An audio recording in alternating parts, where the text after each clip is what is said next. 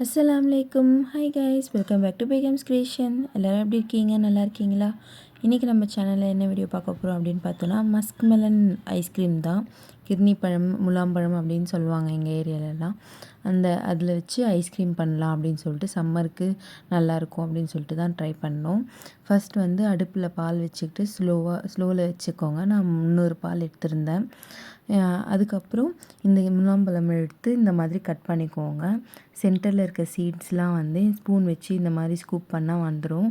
அது எல்லாமே க்ளீன் பண்ணிவிட்டு அதுக்கப்புறம் அதோடய ஃப்ளஷ் மட்டும் இந்த மாதிரி என்னோடய பழம் வந்து நல்லா பழுத்திருந்துச்சு இது. அதனால நல்லா சூப்பராக வந்துச்சு, சாஃப்டாக. ஆனால் கொஞ்சம் பார்த்து சேஃபாக பண்ணுங்கள், இல்லைன்னா வந்து ஸ்கின் பீல் ஆகிடும். எந்த ஒரு சைடு ரொம்ப பழுத்திருந்ததுனால அது அப்படி தான் ஆச்சு. இல்லைனா அதில் போட்டு ஐஸ்கிரீம் மாதிரி சாப்பிட்றதுக்கு நல்லாயிருக்கும். அந்த மாதிரி பீல் ஆகிடுச்சின்னா ஒன்றுமே பண்ண முடியாது. கடைசியில் நான் பாக்ஸில் தான் போட்டேன். அதனால் நீங்கள் பண்ணும்போது கொஞ்சம் சேஃப்டியாக அது பீல் பண்ணுங்கள். அவ்வளோதான். இந்த மாதிரி எல்லாமே தனியாக எடுத்து மிக்ஸி ஜாருக்கு மாற்றிக்கோங்க.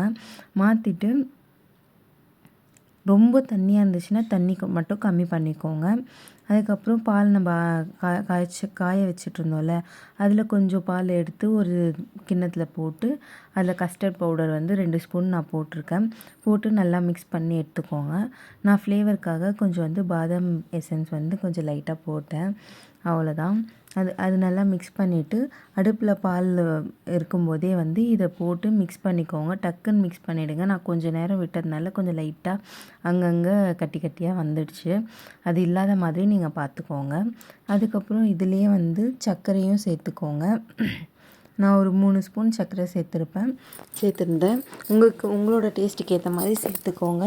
அதுக்கப்புறம் வந்து இந்த பழத்தை வந்து நம்ம மிக்ஸி ஜாரில் வச்சுருந்தோம்ல, அது நல்லா அரைச்சிட்டு ஃபைன் பேஸ்ட்டாக அதுக்கப்புறம் இந்த இதுள்ளே சேர்த்து வச்சுக்கோங்க. நல்லா மிக்ஸ் பண்ணி விட்டுருங்க. மிக்ஸ் பண்ணிவிட்டு ஆறுனதுக்கப்புறமா நட்ஸ், உங்களுக்கு தேவையான நட்ஸு சாப் பண்ணி போட்டுக்கோங்க.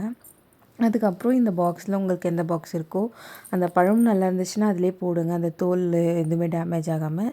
இல்லாத சமயத்தில் இந்த மாதிரி பாக்ஸில் போட்டு ஃப்ரிட்ஜில் வச்சுக்கோங்க. நெக்ஸ்ட் டே மார்னிங் தான் நான் எடுத்து பார்த்தேன். ரெண்டுமே நல்லா ஃப்ரீஸாக இருந்துச்சு. மேலே இருந்தது கொஞ்சம் சாஃப்டாக இருந்துச்சு. அது நல்லா சாப்பிட்றதுக்கு நல்லா இருந்துச்சு. கீழே இருந்த பெரிய பாக்ஸ் வந்து கொஞ்சம் ஹார்டாக இருக்குது.